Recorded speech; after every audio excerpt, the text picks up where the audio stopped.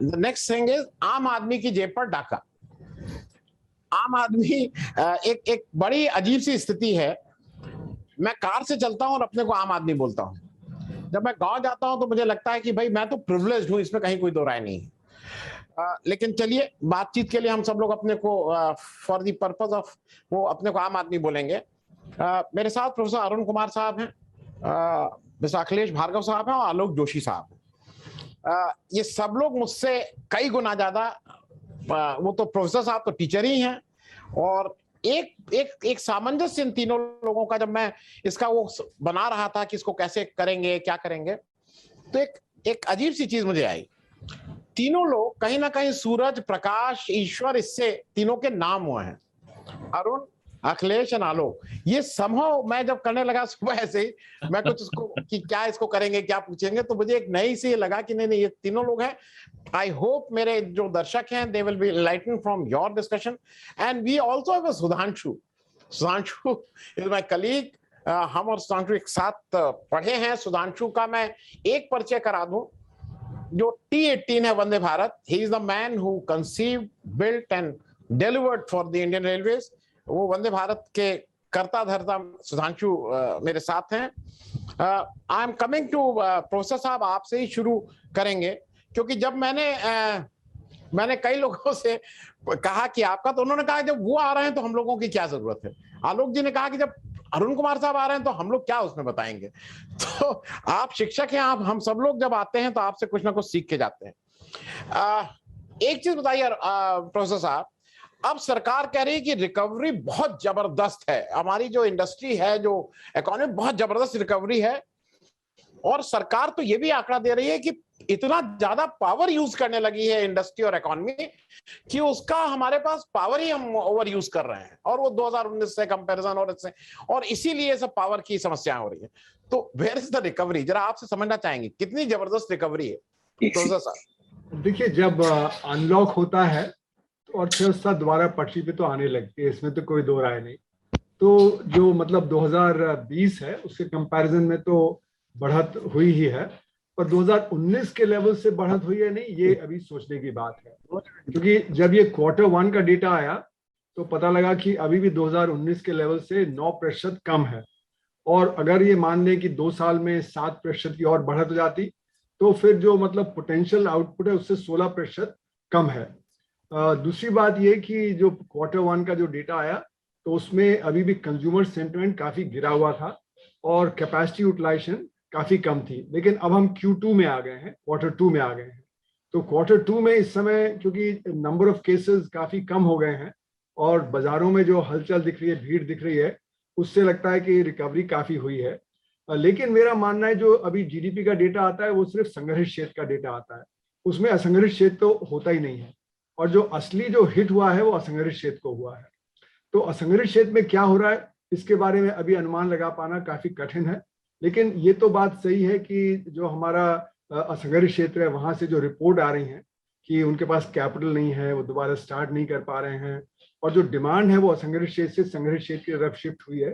जैसे कि मैं बार बार उदाहरण देता हूँ कि जो हमारा जो ट्रेड सेक्टर है, तो ट्रेड सेक्टर में जो पहले असंग्रहित क्षेत्र में छोटी छोटी दुकानें वगैरह होती थी, वहां से डिमांड अब शिफ्ट होके वो चली गई है ई कॉमर्स की तरफ, और ये बाकी जो बड़े बड़े जो महकमे होते हैं, तो वहां पे ये लग रहा है कि वहां पे जो नॉर्मल जो रिकवरी होनी चाहिए थी वो अभी तक नहीं हुई है। उसी तरह जो कॉन्टैक्ट सर्विसेज हैं, तो अब सुनने में आ रहा है कि अब सिनेमा घर खुल रहे हैं और बाकी है, तो मतलब कि अभी तक नहीं खुले थे, अभी तक वहां पे भी जहाँ पे कॉन्टैक्ट सर्विसेज थे वहां पे भी कम रहा है। तो इसलिए मेरा मानना है कि हाँ जरूर, जब मतलब जो सेकेंड वेव के पीक में जो मई जून में जो एक परेशानी थी वो तो इस समय उतनी परेशानी नहीं है, और जो हमारा असंगठित क्षेत्र है उसका डेटा हमारे पास नहीं है, तो इसलिए हम ये नहीं बता सकते कि इस समय रेट ऑफ ग्रोथ कितनी है और वो 2019 के लेवल पे पहुंची है या नहीं पहुंची है। पर जैसे आपने पावर का जिक्र किया, तो पावर में तो शॉर्टेज हो गई है इस समय, और उसकी कई वजह हैं कि पावर की शॉर्टेज इसलिए भी है क्योंकि जो इम्पोर्टेड कोल था उसके दाम बहुत बढ़ गए हैं। तो जो पावर प्लांट जो इम्पोर्टेड कोल पे निर्भर करते थे उन्होंने प्रोडक्शन रोक दिया क्योंकि उनका कॉन्ट्रैक्ट पुराना है, तो उस जो कॉन्ट्रैक्ट पे वो नहीं सप्लाई कर पा रहे। अब खबर आई कि पंजाब ने और गुजरात ने कहा है कि वो जो बढ़े हुए रेट पे भी बिजली लेने को तैयार हैं।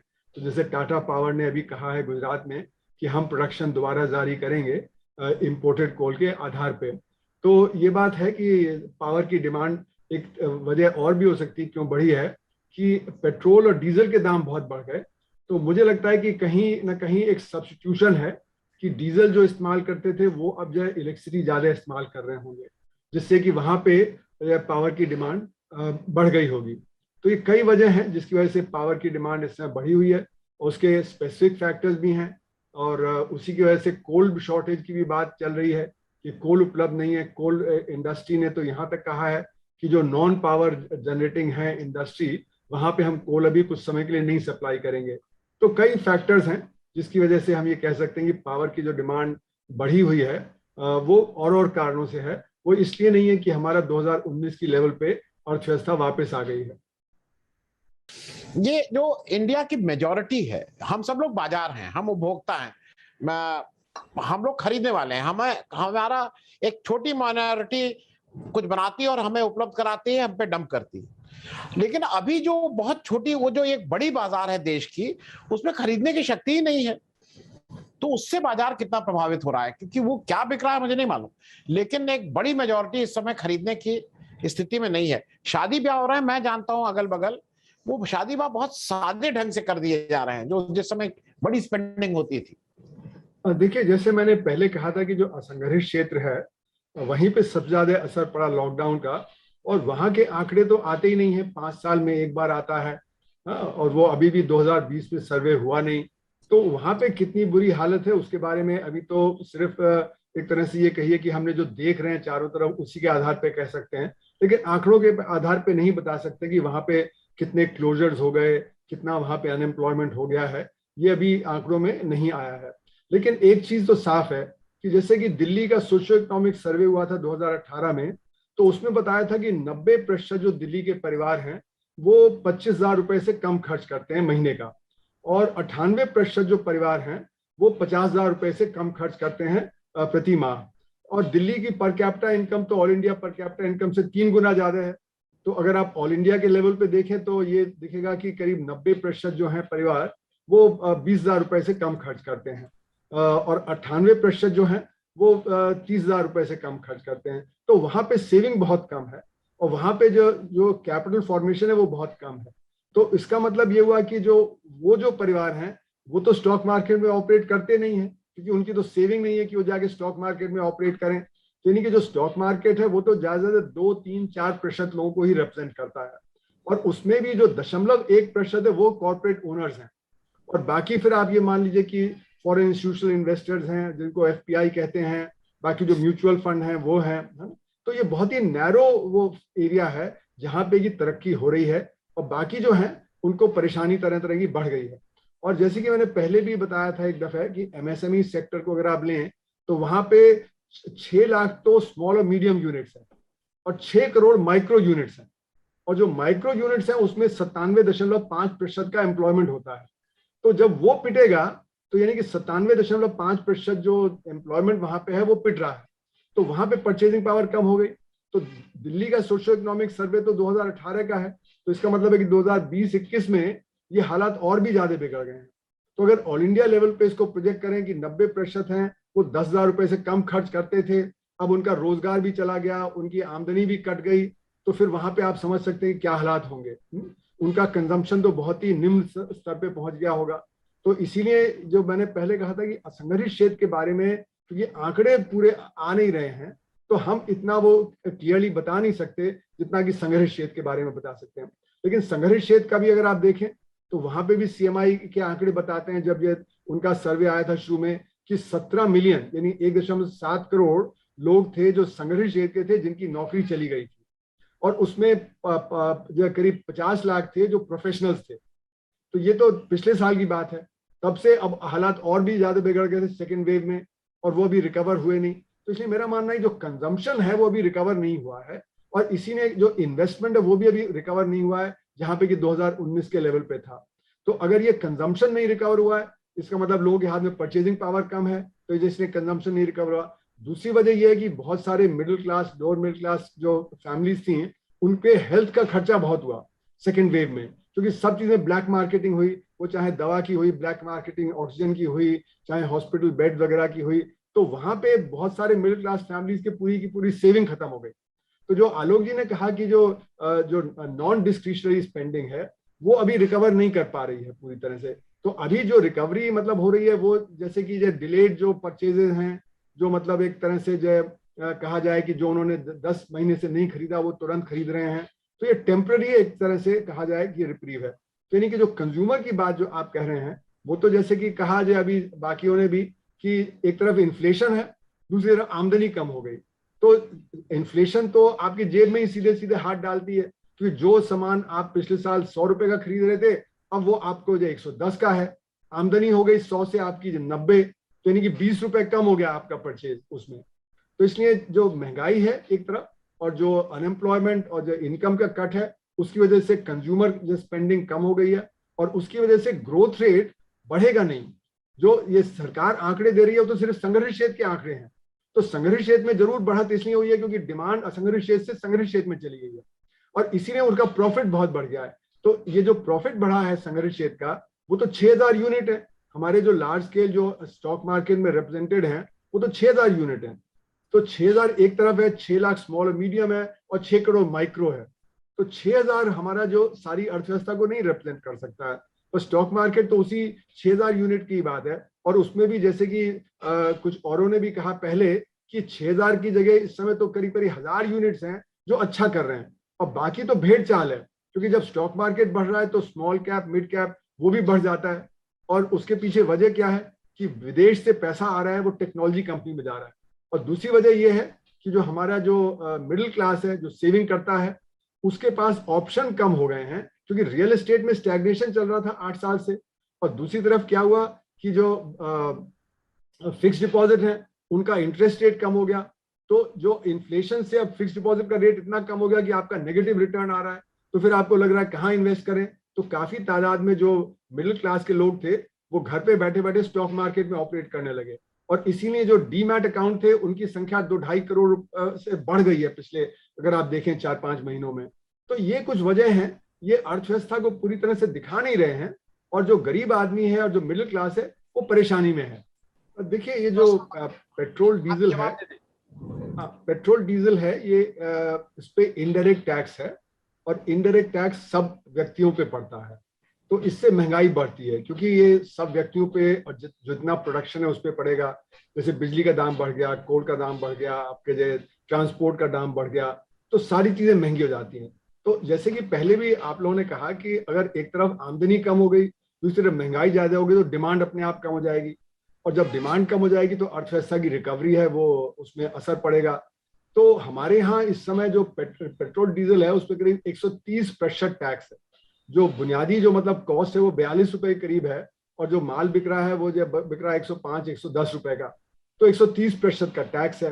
तो ये बहुत ज्यादा टैक्स इस पे लगा दिया है क्योंकि ये कैश काउ समझा जाता है कि बाकी जगह से टैक्स इतना आएगा नहीं तो यहाँ से हम टैक्स उठा लेंगे।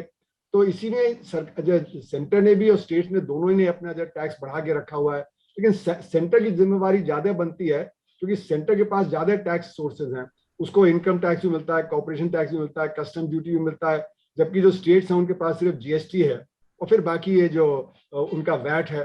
तो सेंटर अपना अगर जो टैक्स कलेक्शन है वो 32 रुपए से घटा के 10 रुपए या 12 रुपए कर दे तो एकदम से दाम 20 रुपए गिर जाएगा। यानी कि अगर यहाँ पे आपका रेवेन्यू कम हुआ तो फिर आप दूसरी जगह से रेवेन्यू उठाइए। कहाँ से रेवेन्यू उठा सकते हैं? डायरेक्ट टैक्सेस से। तो इस समय कॉर्पोरेट सेक्टर का स्टॉक मार्केट में बहुत पैसा बन रहा है, तो वहां पे अगर जो आप ट्रांजैक्शन पे अगर टैक्स लगा दें या कॉर्पोरेट सेक्टर पे जो कटौती की थी टैक्स की आपने 2019 में वो आप जब बदल दें तो उससे आप काफी पैसा उठा सकते हैं इस समय।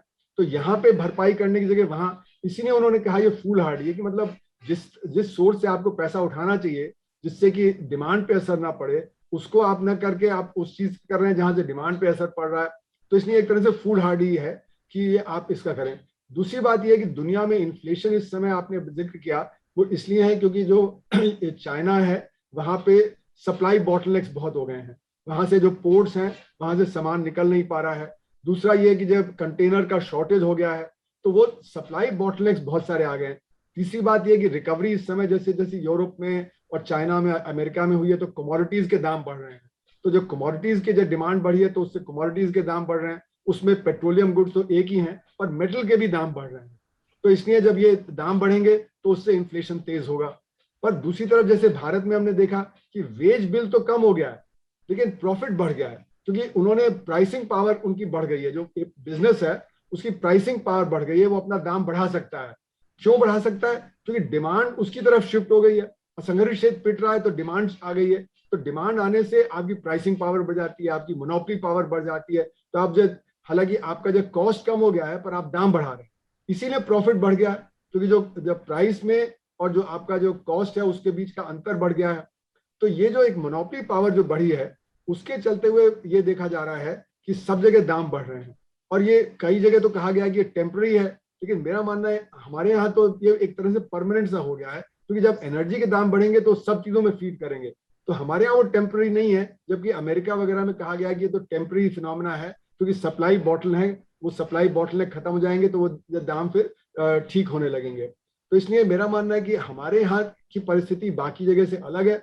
अमेरिका में असंगठित क्षेत्र इतना नहीं है, हमारे यहाँ असंगठित क्षेत्र बहुत बड़ा है। और असंगठित क्षेत्र का मतलब ही है कि वो बार्गेन नहीं कर सकता हायर इनकम के लिए, हायर वेज के लिए, तो वो जल्दी पिट जाता है और वहीं पे डिमांड सबसे ज्यादा कम होती है।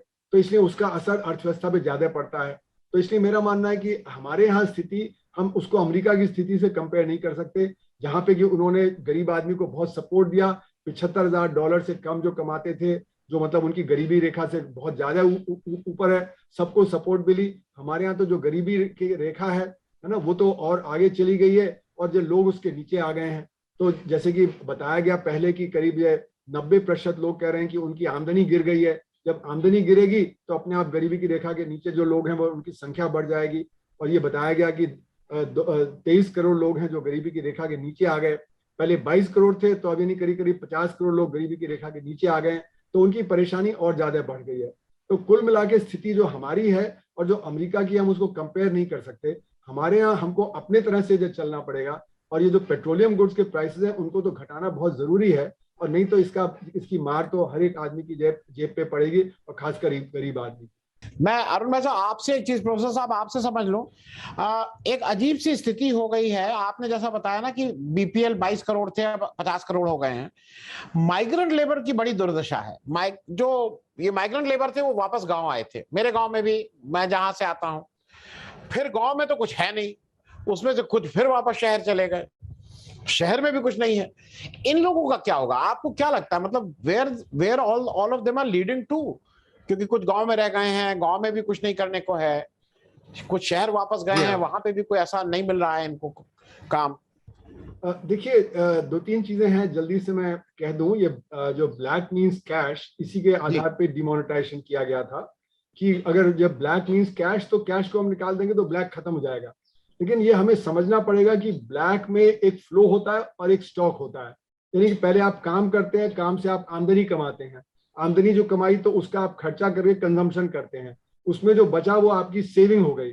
सेविंग को आप इन्वेस्ट करते हैं उससे रिटर्न लेने के लिए, तो वो आपकी वेल्थ हो गई। तो यानी कि पहले आपकी इनकम, फिर कंजम्पशन, फिर सेविंग, फिर इन्वेस्टमेंट और वेल्थ। तो ब्लैक मीन्स कैश का मतलब कि आप वेल्थ के ऊपर असर डाल रहे हैं।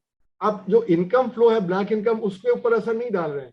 क्योंकि ब्लैक इनकम कैसे कमाई जाती है? वो अंडर इन्वॉइसिंग, ओवर इन्वॉइसिंग के जरिए से कमाई जाती है। जैसे कि कोई डॉक्टर है, अगर वो 50 पेशेंट्स को देख रहा है और सिर्फ 20 की आमदनी दिखा रहा है, तो 30 की जो आमदनी मिली वो ब्लैक हो गई, तो अंडर इन्वॉइसिंग हो गया। उसी तरह जो बिजनेसमैन है वो अपना रेवेन्यू को कम दिखाता है और जो अपने खर्चे ज्यादा दिखाता है, तो under invoicing of revenue and over invoicing of cost, तो उसके जरिए करता है। तो वो प्रोसेस तो रुकेगा नहीं।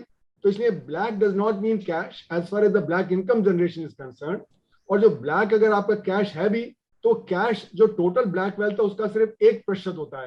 यानी 400 लाख करोड़ रुपए की ब्लैक वेल्थ में ज्यादा से 3 से 4 लाख करोड़ आपका ब्लैक कैश था। तो अगर आप वो 3 से 4 लाख करोड़ रुपए कैश निकाल भी सकते थे, तो उसका कोई असर नहीं होने वाला था टोटल ब्लैक वेल्थ पे। तो इसलिए जब आरबीआई, तो उसमें भी बताया उन्होंने कि 99.3% तो वापस आ गया था पैसा। यानी कि जो ब्लैक कैश है वो 3 से 4 लाख करोड़ रुपया वो भी नहीं गया।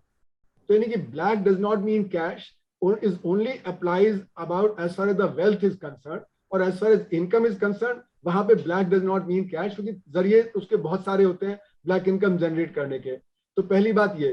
दूसरी बात जो आपने पूछा कि जो गरीब आदमी को दिया जाता है तो उससे जो टैक्स पेयर उसको लगता है कि जो हम तो उसको सब्सिडाइज कर रहे हैं, तो ये तो हम अपने भले के लिए कर रहे हैं, क्योंकि अगर वहां पे डिमांड कम हो गई, वहां पे गरीबी बढ़ गई, तो सोशल और पॉलिटिकल एक्सप्लोजन हो जाएगा। इसीलिए जब वर्ल्ड बैंक ने कहा था 1987 में कि हमें पता है कि हमारी जो आर्थिक नीतियां हैं उससे गरीबी बढ़ सकती है और people will fall below the safety net, तो एक सेफ्टी नेट की जरूरत है। तो जो हमने किया ये जो कि मतलब गरीबों को खाना देना, right to food, right to education, right to employment, ये सारे सेफ्टी नेट डिवाइसेस हैं, लेकिन ये प्रॉब्लम का सोल्यूशन नहीं है। ये तो हम कैपिटलिज्म के भले के लिए कर रहे हैं, जिससे कि कैपिटलिज्म कोलैप्स न कर जाए, वहां पे सोशल पॉलिटिकल एक्सप्लोजन ना हो। और इसीलिए जो अमीर लोग हैं जैसे कि जॉर्ज सोरोस हैं, वॉरेन बुफे हैं, उन्होंने कहा कि जब मेरे जो टैक्स रेट है वो मेरी सेक्रेटरी से कम है, क्योंकि मुझे तो बहुत सारे डिडक्शंस कंसेशन मिल जाते हैं, तो मैं तो बहुत कम जो टैक्स रेट देता हूं। तो इसलिए उन्होंने कहा कि rich should pay more taxes, है ना। ये एक मूव चला था 2012 में, तो उसको उन्होंने सपोर्ट किया था इटालियन रिच ने, फ्रेंच रिच ने और जर्मन रिच ने। लेकिन इंडिया में हमारे रिच ने उसको सपोर्ट नहीं किया कि हमें ज्यादा टैक्स पे करना चाहिए। और ये देखिए सिचुएशन इतनी खराब हो रही है इसमें, जो असमानता बढ़ रही है, जिससे डिमांड कम हो रही है, कि अभी 2015 से वर्ल्ड बैंक ने कहना शुरू किया कि यूनिवर्सल बेसिक इनकम, यानी कि जो टैक्स पेयर जो यूनिवर्सल बेसिक इनकम करेगा तो हर एक को आमदनी मिलेगी, गरीब आदमी को एक बैठे बैठाए पैसा मिलेगा, है ना। तो वो तो कैपिटलिज्म के भले के लिए कर रहे हैं, है ना। वो कैपिटलिज्म के कोई ऐसा नहीं कि वो मतलब जो लोग पहले इसके अपोज थे, वर्ल्ड बैंक कभी सब्सिडी को सपोर्ट नहीं करता था, पर लेकिन वो आज यूनिवर्सल बेसिक इनकम की बात कर रहा है। पर मैं यूनिवर्सल बेसिक इनकम के खिलाफ हूं। मैं इसलिए खिलाफ हूं क्योंकि इसका मतलब है कि वर्क नहीं मिलेगा तो डिग्निटी नहीं मिलेगी। तो फ्री में कैश नहीं देना चाहिए, जो हम पैसा देने वाले हैं उससे प्रोडक्टिव एम्प्लॉयमेंट जनरेट करें। प्रोडक्टिव एम्प्लॉयमेंट जनरेट करने से वर्कर को डिग्निटी मिलेगी। तो इसलिए ये मेरा मानना है कि हमें जो इसको एक वाइडर परिप्रेक्ष्य में देखना चाहिए कि कैपिटलिज्म का क्या डायरेक्शन है। तो वेलफेयरिज्म जो है वो कैपिटलिज्म के भले के लिए ही है। वो इसमें कोई वो ऐसा नहीं है कि वो मतलब जो अमीर आदमी दे रहा है तो गरीब आदमी को मिल रहा है और उससे गरीब आदमी को सब्सिडी मिल रही है तो कुछ गड़बड़ है। पर हाँ, हमें एम्प्लॉयमेंट जनरेशन करना है, हमें प्रोडक्टिव एम्प्लॉयमेंट जनरेशन करना है। तो अभी तक हुआ क्या है कि हमने इन्वेस्टमेंट को टारगेट किया है, ना कि एम्प्लॉयमेंट को। और जो इन्वेस्टमेंट है वो संगठित क्षेत्र में जा रहा है, और जब संगठित क्षेत्र में जाता है तो वहां पे एम्प्लॉयमेंट जनरेट होता नहीं, क्योंकि ऑटोमेशन बहुत ज्यादा है।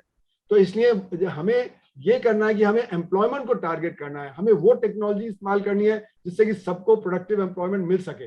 That should be our aim rather than targeting investment. और यही बात आपके जो माइग्रेशन वाली बात से जुड़ी हुई है, क्योंकि माइग्रेशन गांव से शहर में क्यों हुआ? क्योंकि गांव में इन्वेस्टमेंट बहुत कम हो गया। 80% इन्वेस्टमेंट तो शहरों में हो रहा है, 20% इन्वेस्टमेंट वहां पे हो रहा है। तो जो हमारे 30% लोग अर्बन एरियाज में जो हैं वो उनको जो 80% इन्वेस्टमेंट मिल रहा है, और जो 70% लोग गांव में हैं उनको सिर्फ 20% इन्वेस्टमेंट मिल रहा है। तो अपने आप वहां पे एम्प्लॉयमेंट क्रिएशन खत्म हो गया, तो लोग पलायन करके शहर में आने लगे। अब जब यहाँ पे लॉकडाउन में परेशानी हुई तो माइग्रेट करके वापस गए, लेकिन वहां पे अभी भी इन्वेस्टमेंट तो हो नहीं रहा, तो उनको वहां पे अभी भी जॉब नहीं मिलेगा। और क्योंकि यहाँ पे इन्वेस्टमेंट कम हो गया शहरों में, तो यहाँ पे भी नहीं मिलेगा। तो जो अनएम्प्लॉयमेंट की सिचुएशन है वो बहुत बढ़ जाएगी, क्योंकि इन्वेस्टमेंट गिर गया है और दूसरी तरफ ऑटोमेशन चल रहा है।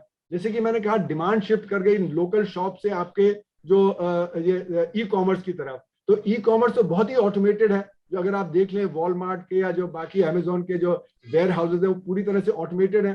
तो वहां पे तो एम्प्लॉयमेंट इतना जनरेशन होगा नहीं, जो शॉप्स है वहां पे एम्प्लॉयमेंट गिर जाएगा। तो इसलिए मेरा मानना है कि ये स्थिति और बिगड़ने वाली है। तो इसीलिए हमको अपना जो डेवलपमेंट पैराडाइम है उसको दोबारा रीथिंक करना है। और मैंने अपनी इसलिए किताब में डिस्कस किया है कि इस समय एक न्यू नॉर्मल की तरफ हम जा रहे हैं, जहां पे बेरोजगारी बहुत बढ़ जाएगी और जो लोग माइग्रेट करके गए वो परेशानी में रहेंगे। और इसीलिए रूरल एम्प्लॉयमेंट गारंटी स्कीम की जो डिमांड भी बहुत बढ़ गई है। तो इसलिए मेरा मानना है कि कुल मिला के हमें अपनी नीतियों को दोबारा सोचना पड़ेगा कि किस नीति पे हम चलें जिससे सबको रोजगार मिले और प्रोडक्टिव एम्प्लॉयमेंट जनरेशन हो, जिससे इकोनॉमी हेल्दी लेवल पे आ सके।